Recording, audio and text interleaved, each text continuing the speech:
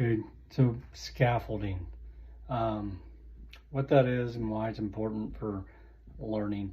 It's a pretty basic concept. It's been around forever.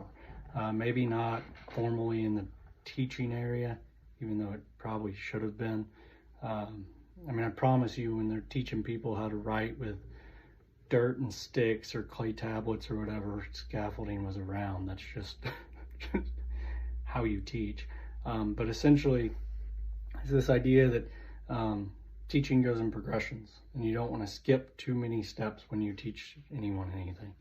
Not only that, but you can't really even communicate with people if you're on too many different steps than them.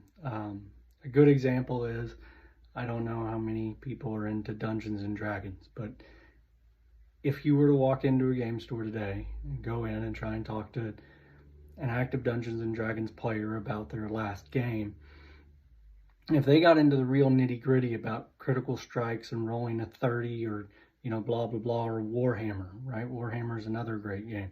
If you go in and start and they're like, well, this guy's 30 inches away, and so I had to use I probably lost half you guys already. And that's because there's only so many tiers, right, that you can go and effectively communicate with people. And that's because if your brain doesn't have anything to engage in, it's not going to be able to be engaged. It's not going to be able to connect anything to the information that it's being given. And so it's just in one ear and out the other.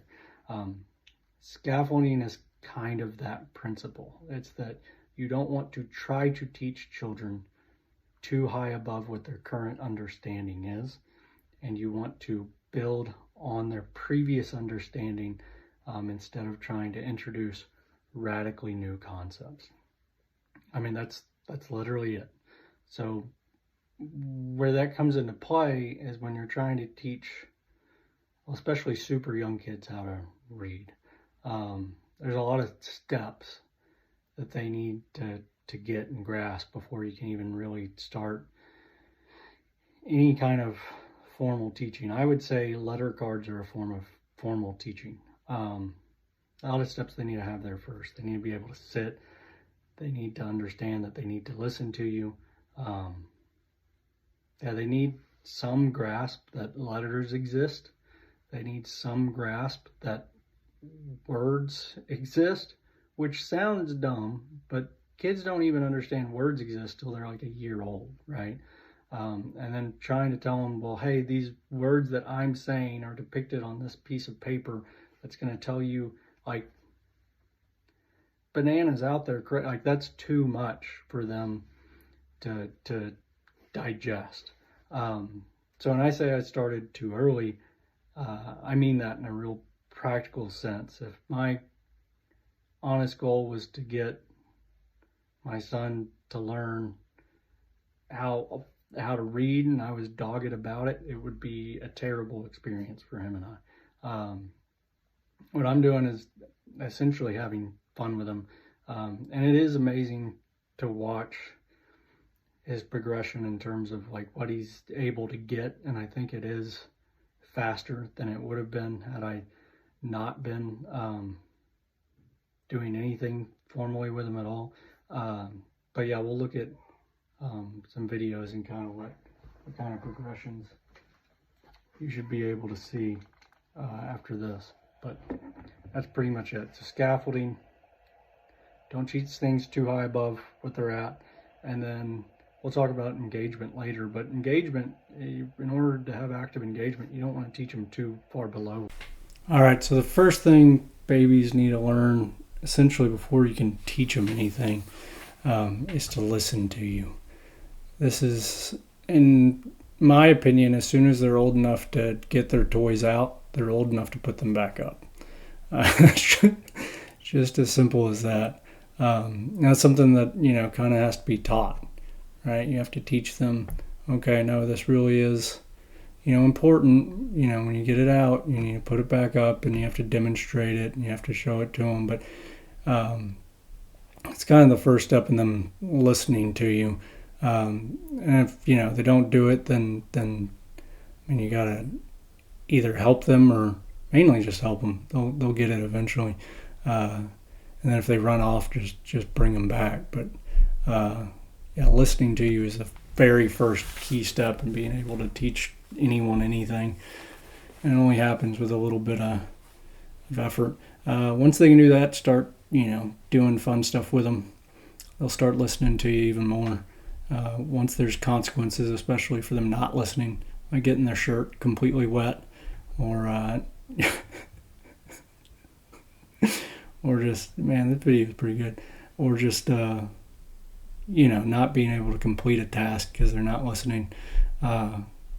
Be kind about it or gentle about it or whatever. But that's key to them learning, is them learning from you. So it doesn't have to be reading at first. It can be anything, but they got to learn to listen, and then you can kind of go from there.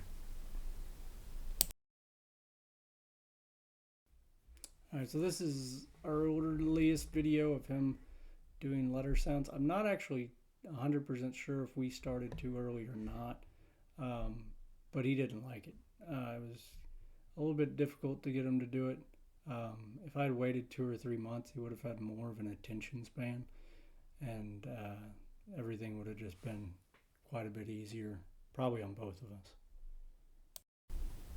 So this is kind of where we are right now in his letter sounds. I don't know. We've been doing cards for about 4 or 5 months. I probably should have waited maybe 2 or 3 months before I started to write at 18 or 20 months, but it has more to do with he recognizes sounds in the start of letters and word sounds a lot better now.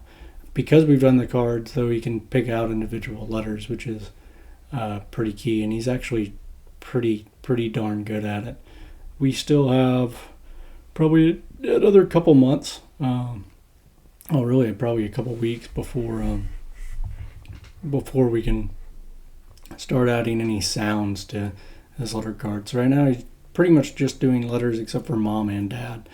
Once he's able to identify the 3 separate sounds of mom, ah, and then I can start doing kind of other words and 3-letter words and stuff with him. Same thing as dad. He knows the mom and the dad cards, but if he sees the D card or the card, he says mom and dad. So we're working on getting them to differentiate all of the letter sounds within those words.